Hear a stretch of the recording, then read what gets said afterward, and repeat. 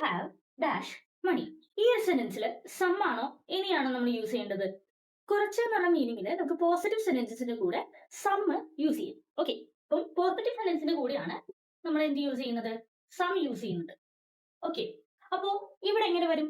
I have some money. കാരണം ഇതൊരു positive sentence ആണ്.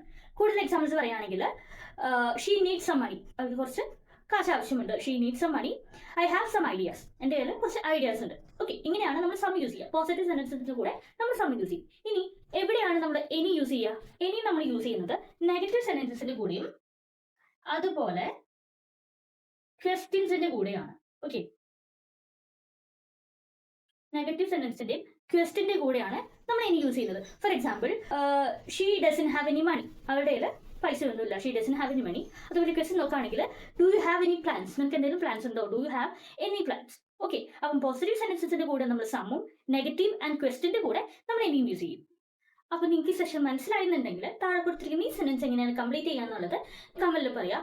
അതുപോലെ തന്നെ ഇതുപോലെ സിമ്പിൾ ആയിട്ട് ഇംഗ്ലീഷ് പഠിക്കാൻ വേണ്ടിയിട്ട് നമ്മുടെ പേജ് ഫോളോ ചെയ്യുക. നമ്മുടെ കോഴ്സിനെ കുറിച്ച് കൂടുതൽ അറിയാൻ വേണ്ടിയിട്ട് ഈ കൊടുത്തിരിക്കുന്ന നമ്പറിൽ കോൺടാക്ട് ചെയ്യുക.